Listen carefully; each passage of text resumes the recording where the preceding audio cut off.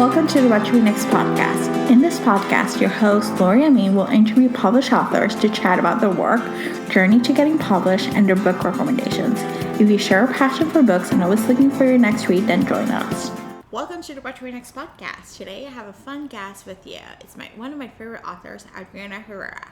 Adriana released 2 books this summer, Finding Joy and Here to Stay, and they both are chef's kitchen. It's so good.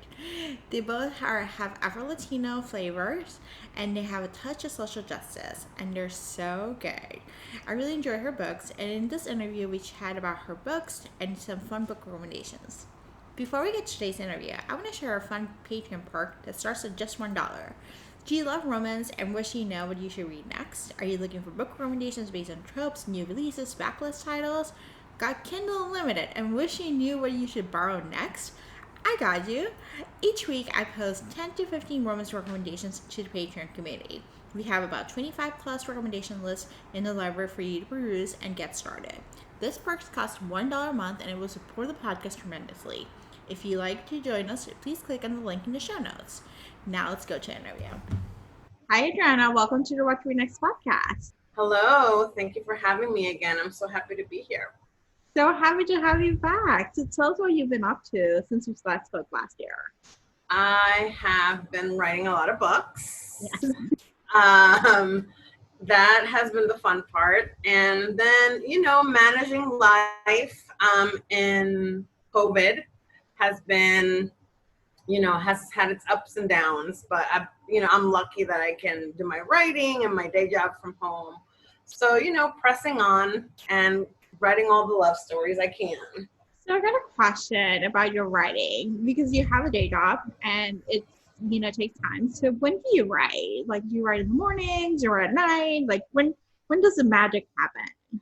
So I am a therapist. So I have a lot of flexibility when I write, and I don't write. I'm not a full-time therapist. I only work 21 hours a week. Okay. So I usually do 3 days where at this point, mostly talk on the phone with clients, but I have my therapy clients, Monday through Wednesday, and then Thursday through Sunday, I dedicate to writing, like more like full-time writing days, but I try to write every day. So usually I'll do like 6 a.m. to like 7 a.m. I'll do an hour of writing. And even if it's just like a little bit, I'll write even the days that I'm not on my writing days, because it helps me kind of keep continuity for like if I'm writing a story so I don't lose the thread, that type of thing. So I try to be very organized with my schedule when it comes to writing because I have a lot on my plate. Yeah. And then I have a question. What kind of software do you use to write? Do you use Scrivener, Word, or? So I am one of the few people, all my friends love Scrivener. I do not. And so I just write with Word. I've tried 3 different manuscripts. I've started on Scrivener, and like a third into the book, I've been like, I hate this. And I've actually just like taken the manuscript and put it on Word and written it there. I am starting to think that maybe novellas could be things that I can write on Scrivener, because I find that novellas I write them a little less linearly. I'm the type of writer that like I write from beginning to end. Like I'll plot and I'll start and then I'll go. Like some of my friends will be like, I'll write the sex scenes last, or I'll write the ending first. Like I can't do any of that. I have to start from like chapter 1 through chapter 2 all the way to the end. But with novellas, I found that I can kind of like go and like leave an idea and be like, I'll write that later, and go to like the ending. And so I'm thinking maybe that would work with Scrivener, but I'm like a Word. Microsoft Office is where I do my writing. I love it. I'm always fascinated to think about, because every author has their own way of doing it. Yes. So their tools and like how they use Scrivener, how to use Word, so this is great. All right, so let's talk about the book. So I'm excited you have a couple releases this summer. You have Finding Joy and Here to Stay. So, and then we also, in March, you completed the Dreamer series, which is so sad. It's over. What was it like to conclude that series? So I do have, I haven't actually like announced it, but I do have one more story from the Dreamers Yay. universe. It's a novella. It's a holiday novella coming out in first week of November, I think, or last week of October with Karina, and it's Ari and Jin. Ari and Jin are were like Nesto's first employees for his food truck, and a lot of people, a lot of readers have been like, are they gonna get a story? And I'm like, I want to write them their little story. So they do have like a little holiday novella coming out. So Oh, there's like a yay. little bit, like a short visit with the Dreamers in December. It was good. It was a good, I thought Sweetheart was a good way to end it. Um, it was kind of bittersweet because I'd been with those characters for so long, and they were like the first universe I've created. I mean, I've written things in the past, but it was like the first like bigger world that I wrote. And so it was bittersweet to see it end, but I'm happy with what I did with that series. I'm really proud of it. So it was good to kind of be able to like end it on a note where I felt good about where it ended. Okay, so let's talk about finding joy. In the author's note, you mentioned that this is the first book that you wrote, and that you actually live in Ethiopia. How do you say it? Ethiopia? Ethiopian, Ethiopia. English, Ethiopia in Spanish. I'm like saying it in Spanish. You lived there a few times. So, what was the source of inspiration? Yeah, so I did live there twice.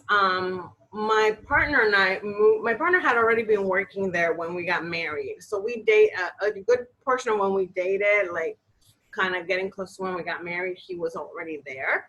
So I had visited him while he was there. And then we got married and went and lived there for a year. And then we moved to Central America, went to Honduras, but came back when after our daughter was born, which was like 3 or 4 months old, and we were there for like another three-ish years. So I loved it there. I connected very deeply to the country. I think it's a beautiful place. I think it's an extremely romantic setting to write a love story. And I also have always had, like it's that piece of like when you like that the world's perception of something is very different from the reality. And I've always had that like that desire to show, I think, a side of Ethiopia that was like the side of Ethiopia that I saw and loved, and kind of like put it in a romance. So that was my inspiration. I think I just wanted to write like a love letter to my time there and how much I loved that country and the people that I met there.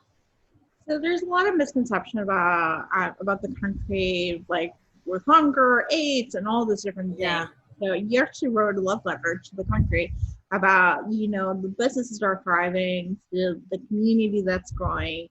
Why was it so important to share some of, break down those misconceptions about the country and share like the beauty of it? Not just the main cities, but also the countryside.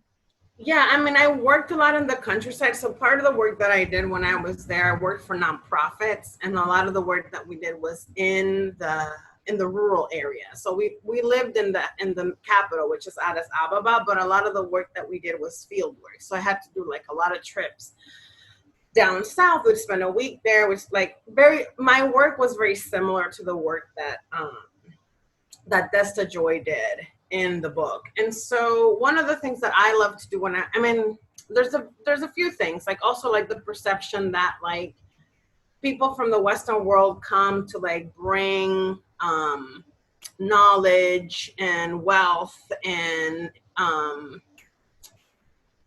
all these things to these countries, but like I wanted to like show that like all that is already there, that there's like brilliance and excellence and insight and deep understanding of the issues that the country has from the people that are there, and that we have to come into those countries respectfully. I think especially now in the time that we're in, and that we're seeing like more clearly that America may not have had the sensibility and the insight and the understanding of the rest of the world that they thought they did. I think it's a good time to explore like that piece of like kind of like the developing world and like the more developed countries that go in to like help and do all these things. That was something that always bothered me when I did the work. I tried to be respectful of the people that were there and what they had to say, and always saw myself as like the person that was learning and not the person that came with all the answers. But I mean, that's just like one of those little pieces of like the bigger picture of what I wanted to show. Like you go, like what Desta understood about himself and all the things he was struggling with about doing that work and being in a place that was like a place that had a lot of history for his own family, but like largely in the world of nonprofit work is a place that has like a lot of history too.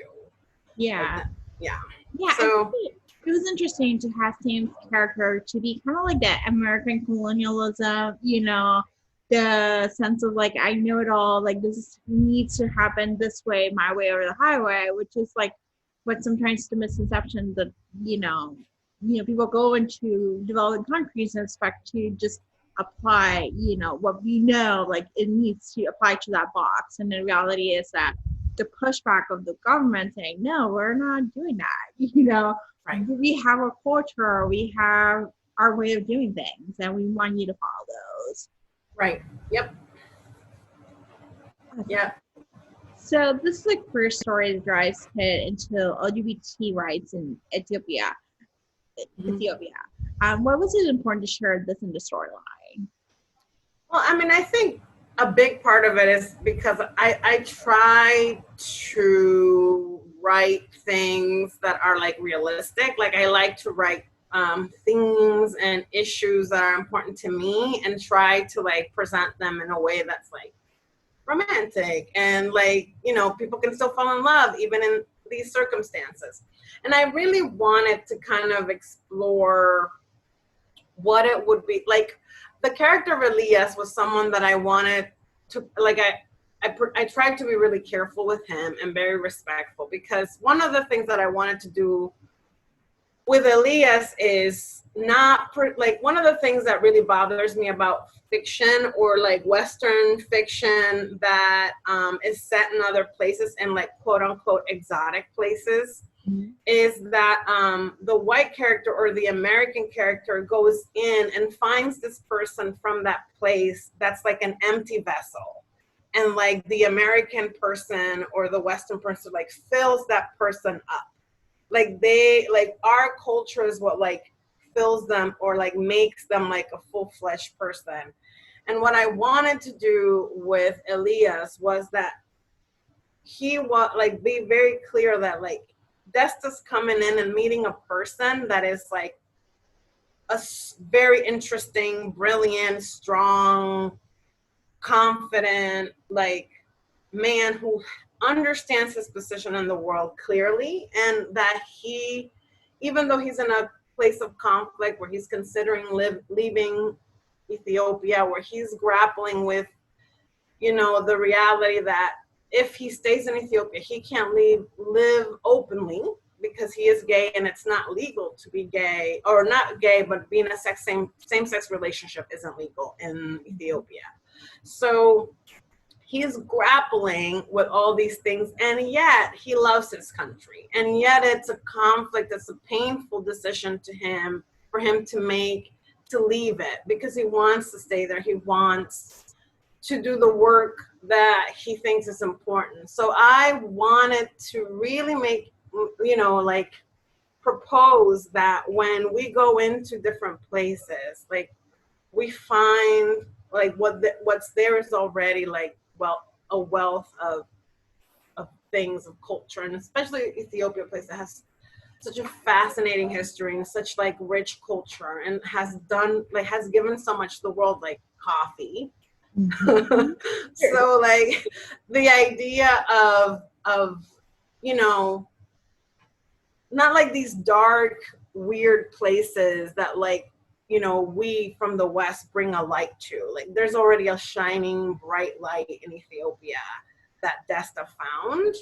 And he knew that because his family history, his family had lived there. He had lived there as a child, but like really kind of like exploring that. Cause I mean, I think for us, like for me as an immigrant, someone from the Dominican Republic, that's something that's like always kind of there. Like the idea that we somehow are like a little less like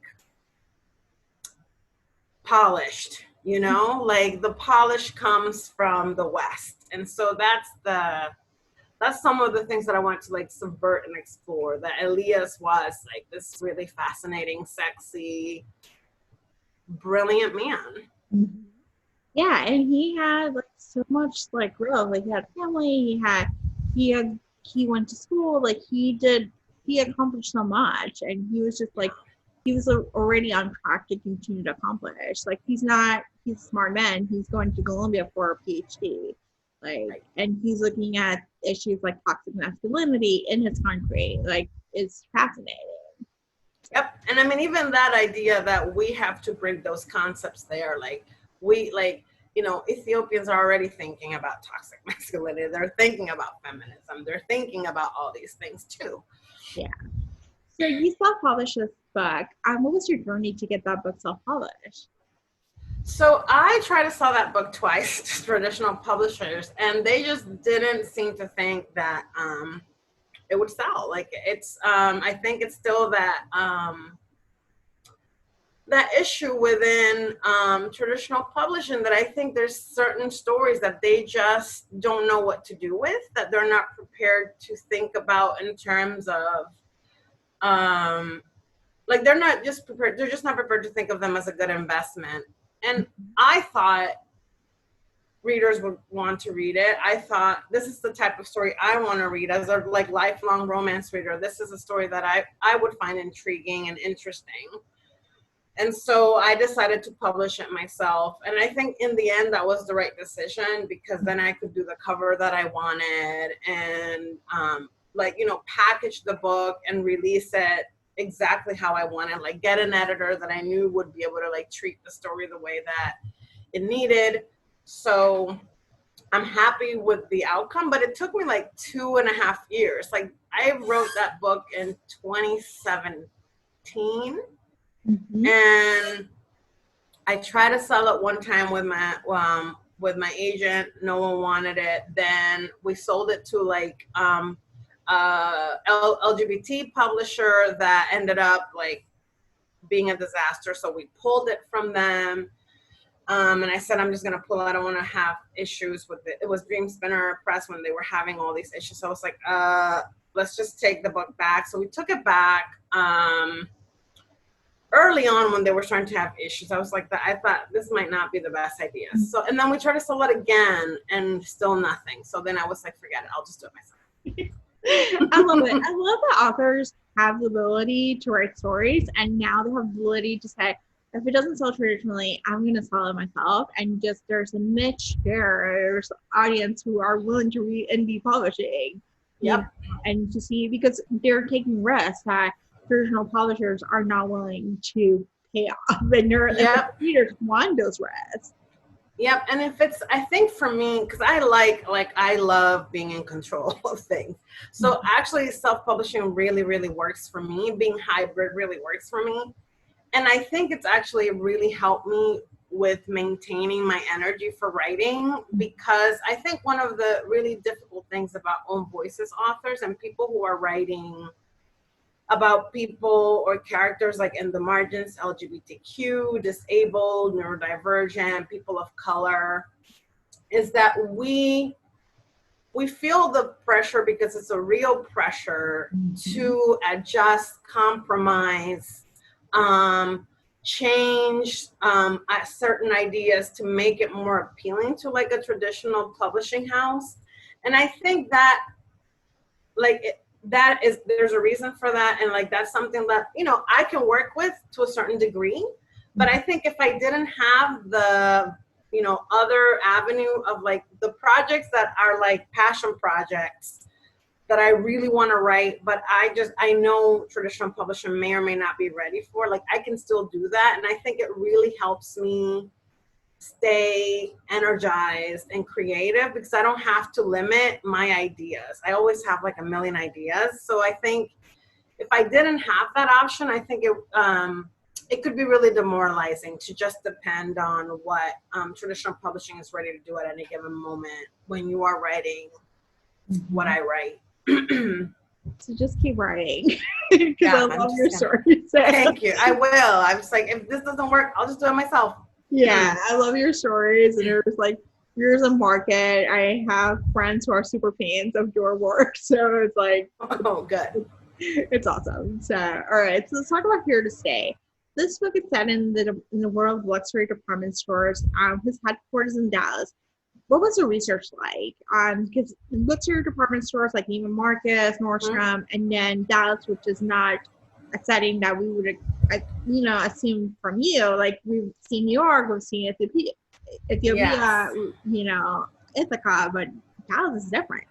Yeah, so Dallas, I actually have a pretty strong connection to Dallas because my partner grew up there. So he lived there. His family moved there when he was like first or second grades, and he did high school there. And my daughter was actually born there. She was born there between our time in Honduras and when we moved back to Ethiopia. So I do have and my in-laws are still there. So I go there. I've been going there for a long time.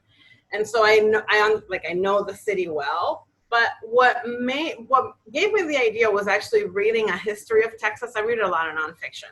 So I read a history of Texas where they talked about Neiman Marcus, and the owner of Neiman Marcus in the 60s was pretty heavily involved in the civil rights movement. And he Neiman Marcus was one of the first stores in the South to desegregate. They were one of the first stores to hire managers who were African American. He helped some Black candidates run for office in Texas. And I just thought that was really fascinating because it's such a high-end store. Like Neiman Marcus is one of those like brands that you associate with like very like luxury, high-end fashion. So I thought, wouldn't it be interesting to write a story about like a nonprofit or like a foundation and like the corporate world kind of like clashing with the like nonprofit social justice arm of the company. So that was kind of like the idea, but I also wanted to write like an expat story or a story of like people who like meet in a new place and they're all new to that place and like become like a friend group, because that's something that in my own life we had to do. My partner and I lived overseas for a long time, like in Ethiopia and other places, so we had to kind of like find a friend group where whenever we moved, and that friend group kind of became your family because your family was like 2 continents away. Yeah. So I love the fact that you have like the New York exiles, like that. I love that your own family. I love the enemies to lovers, where the clash is they're coming in, consultant trying to sell an IPO, and then having the foundation be like, we need to cut the foundation, and the person's like, we're hold on, like let's not do this. I think I love the setting like they're created. Let's talk about the foundation, because they actually deal with immigration issues, which is within a social justice program. Do you know if there are programs like that exist, or? So there are programs like that. So I got the idea for that story, for that foundation, because at the time I was finishing my master's of social work, and I was working for International Rescue Committee, which is like a big like international nonprofit, and I was working for the New York City office, and specifically for a program that worked for undocumented kids, helping them with school stuff. So it was like broad. It was like they would get like they had like tutoring classes that kids could come to, and they had like tutors that spoke Spanish or their language. Not all of the kids we worked with were Latinx, some were from Africa or other countries, and they would come and they would have tutors. They would also help them with, like, they had like a civic engagement group, and they had, I would do home therapy, like family therapy, would go to the homes and do therapy with the parents and the kids. I would also go to the school, do therapy with the kids at the school. I would advocate for them, help them get their vaccinations. Like it was like a pretty like comprehensive program, and it was specifically for immigrant kids and like school-based or like helping with school. So that's where I got the idea. But like the program in the book is like the dream version of that one. It's like if I had like unlimited resources and like a huge budget, this program would be like that. Yeah, So I feel like it could be like a source of inspiration where someone who's like, I want to start a nonprofit. And yes. you're like, here you go. I have the whole thing. I actually wrote my final paper for one of my last classes was like a proposal for that program. So I basically like wrote a proposal for like that foundation program.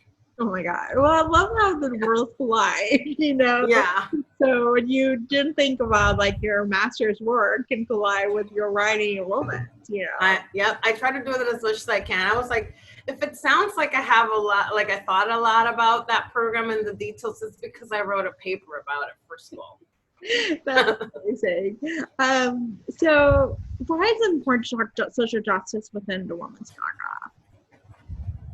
Oh, I think we write about love, right? Which is like a fundamental thing that like makes the world go round. We write about relationships. We write about interpersonal relationships, how people come together, how people learn to understand each other, how people like help each other overcome like wounds, like emotional wounds. So I don't know how it wouldn't be a part of romance, like, and especially at during the time we're living now. Like I mean, the personal is always political, always has been political, but I think like in the romance genre, like there are people who have the luxury of not thinking about social justice. I am a brown person living in the world. I mean, I'm an immigrant, like there's just so many parts of my identity that collide with like systems of oppression. Like I don't have the luxury of not bringing that to my stories when I'm writing people like me.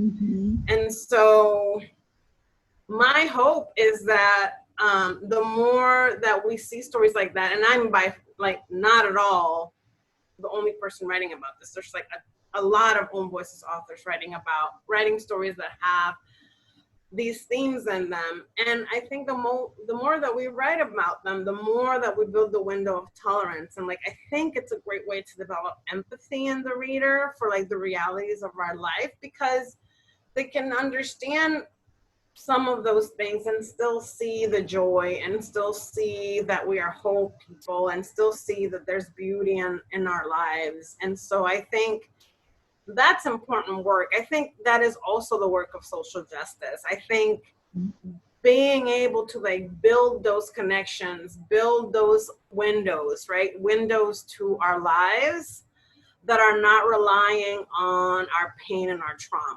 Like, thinking about books, like I always talk about American Dirt because I think it's a good example of a book that, trades in our pain to quote unquote expose like the realities of our life and create empathy. But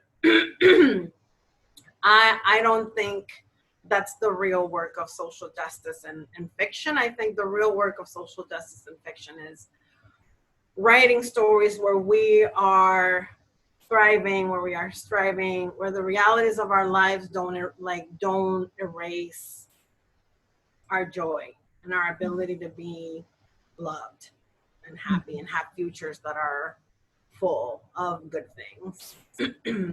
Yeah, I think it's just looking at joy. I think there's been a trend about reading anti-racist books, which is great, but there's also, why don't we read about joyful moments in everyday life and how they fall in love, how they make new friends, how they go through workplace, and they thrive, how they are actually kicking ass at, different work settings. Like we want to see that too.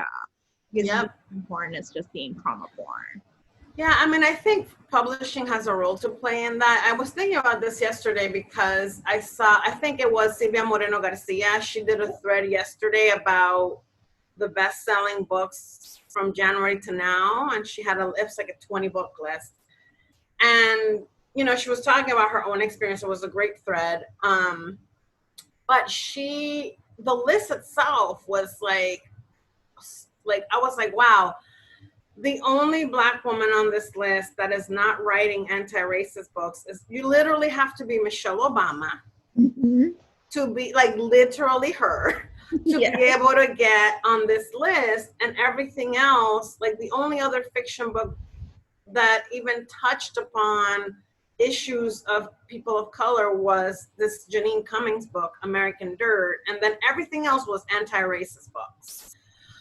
So to me, like, that's telling of what the perception of like the wider market perceives as like the stories about people of color to read are, and then the job, like, where I think traditional publishing is still falling down on the job and not pushing and investing and supporting books by people of color to make it to those lists.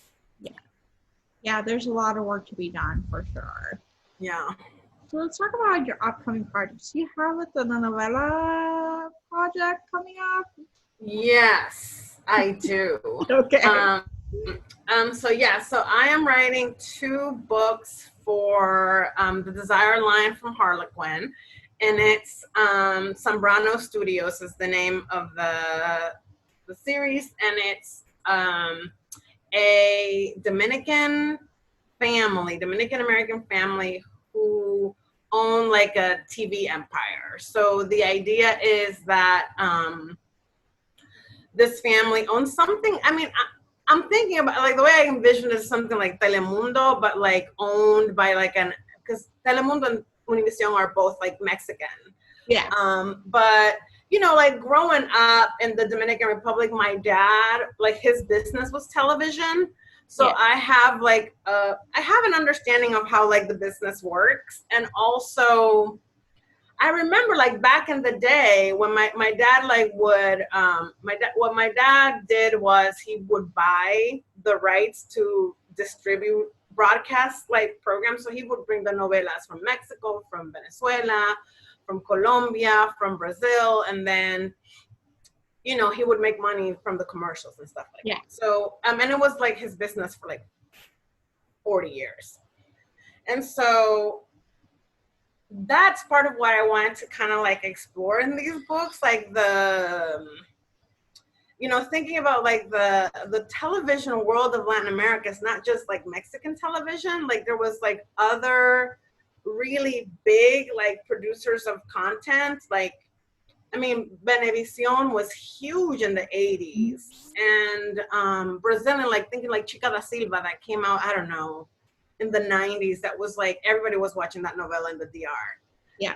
And so exploring kind of like all of that, like the wider world of TV entertainment in Latin America, but then also like drama and like sexiness, because it's like it's a Desire line. But that's, and also like very high and wealth and all these things. I just wanted to write like really wealthy Afro-Latinx people being like dramatic.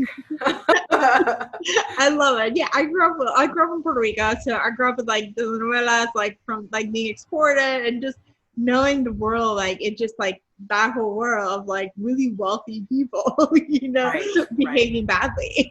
Like, exactly. Like think of like El Maleficio or something like that. I was like talking with my mom about it because my mom worked for my dad. So I was like, my mom has like this like encyclopedic knowledge of every novella that came out in like the 1980s in Latin America, like what the big sellers were. So we talked about like the ones that were really, and usually the ones that were really successful were like the most like ridiculous over the top ones with like the really rich people. So it should be a fun project.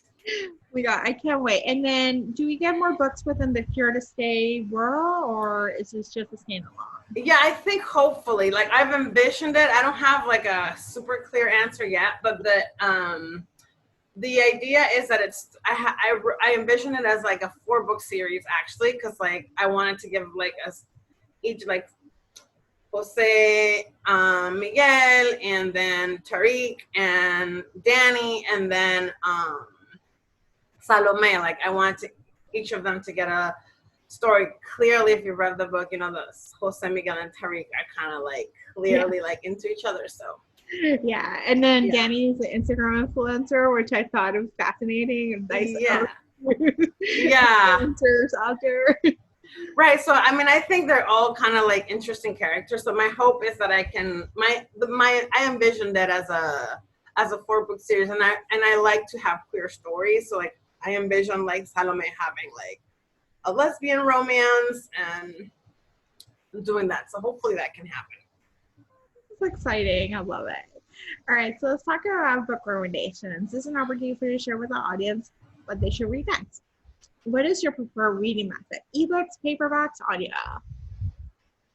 So I'm usually reading about 4 or 5 books at a time. Mm-hmm. So I usually have, like, usually the way I do it is audios. I usually listen to nonfiction on audio, or for some reason, historical romance works better for me on audio. Ebook, I'm usually reading a romance on ebook, and then paperback, it's usually something that's related to my work. Okay. It's either like a craft book or it's something related to my other day job. So something, or like research. Like right now I'm thinking about writing, like I'm exploring writing historicals, and so I'm reading a book about like public sex life in 19th century Paris. Oh my gosh. Paperback. Oh my God. I'm like fascinated, and I would totally binge on your historical. Yes. So I'm now like learning about public sex culture in Paris. But a romance that I read, the most recent romance that I really, really, really loved was Olivia Dade's 40 Love. Mm-hmm. I mean, Olivia's a friend of mine, but I also love her writing. And I love that book so much. And I'm reading right now, I'm like literally 95%. So I'm probably going to finish it like today. Cat Sebastian's latest. It Takes Two to Tum. No, I can't remember the name. But it's really good. It's really sweet. It's a very quiet book. I think It Takes Two, but it's really great, and I've enjoyed it because it's a quiet romance that doesn't have a lot of conflict. It's just like 2 people finally getting over themselves and coming together. So I really like that one. Yeah, I think there's something to be said about pandemic reading and conflict. Like I find myself gravitating to the less conflict, more easier romance. I'm right now less angsty about, the stuff just because of the pandemic. I'm like, I'm too anxious. Like I don't need to have added, an anxious, crazy. Yeah. Like I just want people to fall in love and just find joy.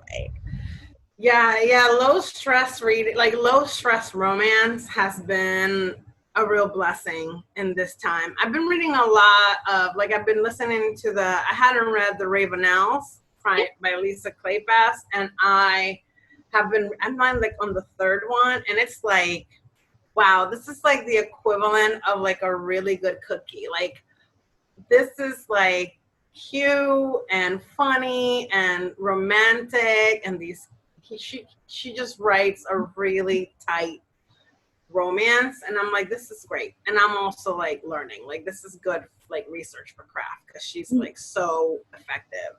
Yeah, that series gets better and better. I would say I love Marrying Winterbourne. That was the one. And then Pandora's Books, I think it's Devil in Spring. With the green board setting, and she's like not losing her rights to get married and her business. Yes, that's the one I'm on now. But yeah, Marrying Winterbourne was, wow, that was good. So yeah. So that's all that I'm reading, and I'm reading other stuff, but it's not romance. Tell us where we can find you online. You can find me online at my website, adrianaherreraromance.com, and I'm on Twitter a lot at Adriana Herrera, and on Instagram at Ladriana_Herrera.com. Thank you, Adriana, for being on the show. Thank you for having me. This was really, really fun. If you enjoyed this podcast, feel free to share with friends, subscribe, or rate and review the show. This is the easiest way to support this podcast. Want to join a romance-loving community? Want weekly book recommendations, monthly author Q&As, and book recommendation meetups? Make new friends? Then join our Patreon community.